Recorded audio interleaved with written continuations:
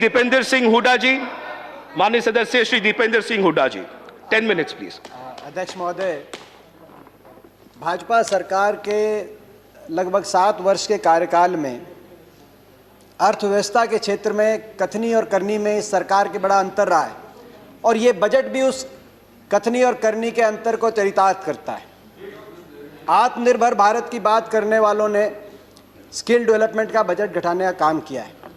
संवेदनशीलता की बात करने वालों ने दिव्यांग कल्याण का बजट घटाने का काम किया, तो न्यू इंडिया की बात करने वाले सरकार ने वैज्ञानिक अनुसंधान का बजट घटाने का काम किया है।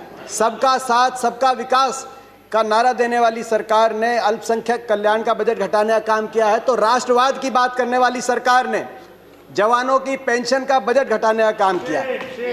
किसानों की आय दुगनी करने की बात करने वाली सरकार ने कृषि बजट घटाने का काम किया है। तो भारत को विश्व गुरु बनाने की बात करने वाली सरकार ने शिक्षा का बजट घटाने का काम किया।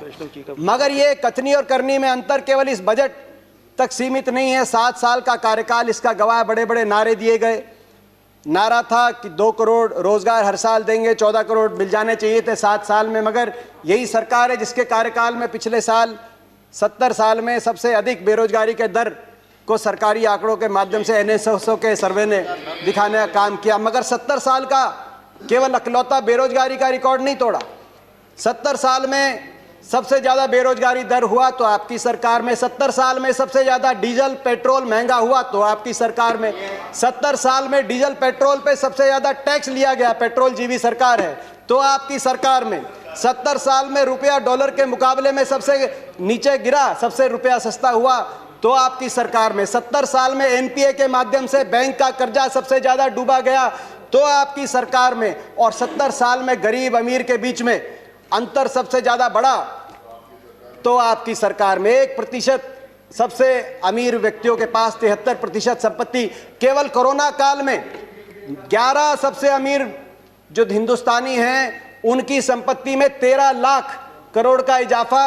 जो MSP की हम मांग कर रहे हैं, MSP को लागू करने में विशेषज्ञों का आकलन है, हरीश दामोदरन का एक लेख आया है कि वो केवल 1.5 से 2 लाख में, क्योंकि जितने खरीदा जाएगा कुछ बेचा भी जाएगा, 1.5 से 2 लाख के घाटे में MSP पूरी तरीके से लागू की जा सकती है। अगर ये 13 लाख जो केवल कोरोना के टाइम में 11 सबसे अमीर हिंदुस्तानियों की संपत्ति में इजाफा हुआ, उसी पे आप टैक्स लगा दें तो जो किसान का MSP का उसका पूरा कराने का काम आप कर सकते हैं। मैं कृषि पे आऊंगा। उम्मीद थी कि ये बजट किसानों को समर्पित होगा, क्योंकि जब आपकी अर्थव्यवस्था डगमगा गई थी कोरोना में तो किसान अपने हल को लेकर निकला था, ट्रैक्टर का स्टीयरिंग पकड़ के निकला था और अर्थव्यवस्था को बचाने का काम किया था। उस समय आपकी भोजन की व्यवस्था अबाधित किसान ने देने का काम किया था। लेकिन कृषि बजट को ही आपने घटा दिया 8.5%। कृषि कानून पे बड़ी चर्चा हुई। ये कहा गया कि आंदोलन के बारे में बात करिए, इन कानूनों में काला क्या है ये हमें नहीं बताया गया। मैं 2-3 बातें उसमें भी बताना चाहता हूं, काला क्या है। आपने कहा 11 राउंड बातचीत की हुई, किसान संगठनों ने कुछ काला नहीं बताया। नजरिए का फर्क है। आप इसको बड़े व्यवसायी के प्रॉफिट मार्जिन के नजरिए से देखते हैं या आप इसको किसान के जीवन मरण जीविका के नजरिए से देखते हैं। कहा गया कि बिन मांगे दिया गया, और बिन मांगे बहुत से कानून दिए गए थे। बाल कानून बिन मांगे दिया गया था, दहेज कानून, ट्रिपल तलाक बिन मांगे, कई बार अच्छे कानून बिन मांगे भी दिए जाते हैं। फर्क है उनमें और इसमें फर्क है। उनमें जिस वर्ग के लिए दिया गया वो वर्ग संघर्ष और आंदोलन के रास्ते पे नहीं आया। बाल कानून लागू हुआ तो दिल्ली को बच्चों ने नहीं घेरा बाल कानून वापस लिया जाए। दहेज का कानून आया तो महिलाएं धरने पे नहीं बैठी कि हमें दहेज देना है। मगर यहाँ जिस वर्ग के लिए आपने दिया वो वर्ग आज आपके दरवाजे पे आया, दिल्ली के आसपास लाखों की तादाद में बैठा है। आपने कहा मंडियां, अनुराग जी ने कहा मंडियां खत्म नहीं हुई। सही बात है, मंडी इसमें कोई प्रावधान नहीं मंडी समाप्त करने का। 2 मंडियां बन गई हैं, एक निजी मंडी जिसमें टैक्स नहीं लगेगा और एक सरकारी मंडी जिसमें टैक्स लगता है। 2 मंडी, एक देश एक विधान, एक देश एक संविधान, एक देश एक निशान, एक देश एक चुनाव, एक देश एक मार्केट। तो एक देश 2 मंडियां क्यों? किसान ही क्यों मिला आपको? एक मंडी। और ये जो टैक्स आप कह रहे टैक्स मुक्त कर दिया, टैक्स कौन देता है? खरीदार देता है इन मंडियों में टैक्स, किसान नहीं देता। पंजाब में 6.5%, हरियाणा में 4% और सरकार को देता है। और हरियाणा पंजाब का ग्रामीण इंफ्रास्ट्रक्चर अच्छा क्यों है? हर गांव में अच्छी सड़कें क्यों हैं?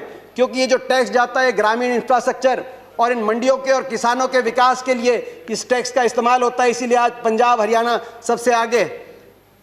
फिर बात आई कि एमएसपी खत्म।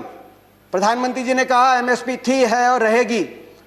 ठाकुर जी ने भी कहा कि कोई है किसमें दम जो बताए कि एमएसपी चली जाएगी। सही बात है, एमएसपी थी, है और रहेगी, मगर क्या एमएसपी सभी किसानों को मिलेगी और सभी फसलों पे मिलेगी? प्रश्न इस बात का उठता है। आप में दम है खड़े होकर आप कह दें कि एमएसपी मिलेगी हर किसान को देश में? आज भी शांता कुमार कमेटी बताती है कि मात्र 6% से 16% तक किसानों को एमएसपी मिलती है। बाकी देश में बहुत से ऐसे प्रदेश है जहां पे एमएसपी नहीं मिलती। आपको चाहिए तो यह था जो पंजाब हरियाणा पश्चिमी उत्तर प्रदेश में एमएसपी मिलती है वही एमएसपी बिहार में मिले, जहां धान 800 रुपए 1000 रुपए में जा रहा है, 1800 रुपए में हमारे यहां धान मिल रहा है। आपको चाहिए था कि इसको वहां पे लेके जाएं, मगर आप वहां के किसान को की परिस्थिति हमारे यहाँ की करने की बजाय हरियाणा पंजाब के किसान की परिस्थिति उस तरह की करने की तरफ लेके जाएं। प्राइवेट की बात करी कि आप प्राइवेट का खिलाफत कर रहे हैं। प्राइवेट की खिलाफत नहीं कर रहे, प्राइवेट आए, मगर मंडी के अंदर आने से किसने रोका प्राइवेट को? प्राइवेट मंडी के अंदर आए और एमएसपी से ज्यादा में खरीदे। कह रहे हैं बाहर भाव ज्यादा मिलेगा, विकल्प होगा, बाहर ज्यादा मिलेगा, बाहर ज्यादा भाव मिलेगा प्राइवेट में।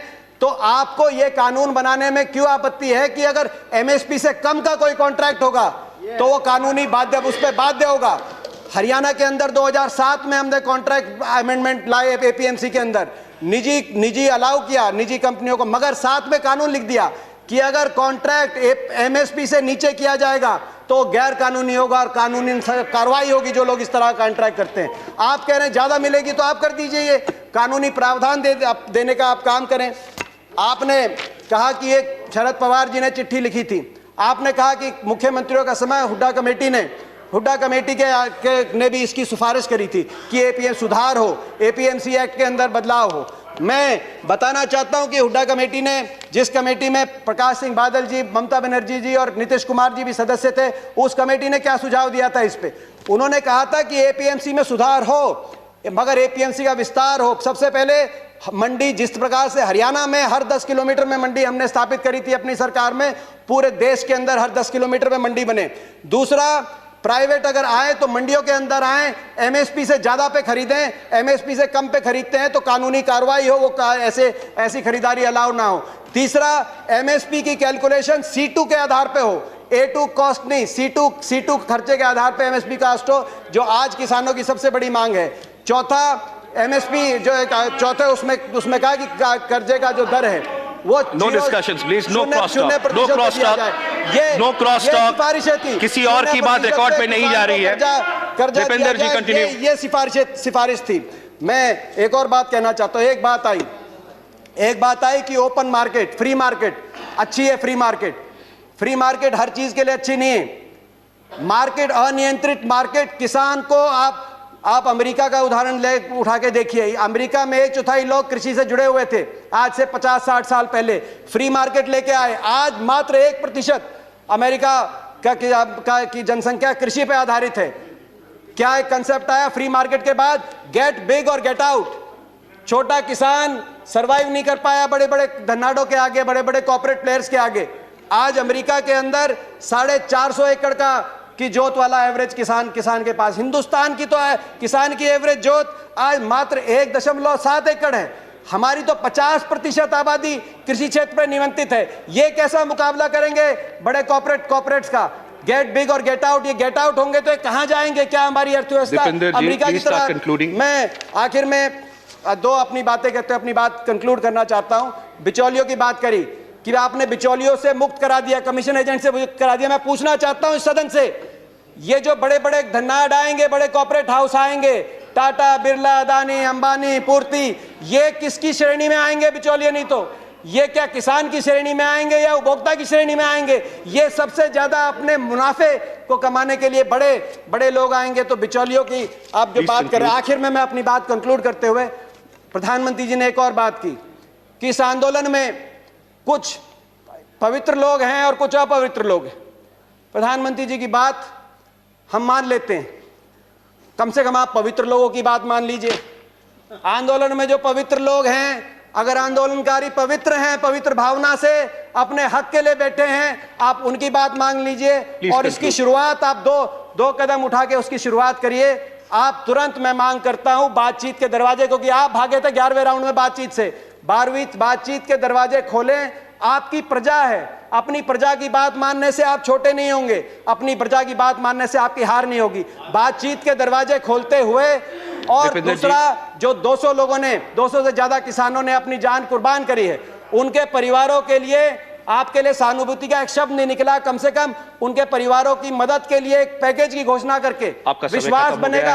हम विश्वास बनाने वाले लोग हैं, विश्वास बनेगा। मैं हाथ जोड़ के आपसे प्रार्थना करता हूं, आपकी प्रजा, आपके लोग हैं, इनकी बात मानिए। आपका बहुत बहुत धन्यवाद। जय हिंद, जय जवान, जय किसान। नहीं, नॉट रिक्वायर्ड।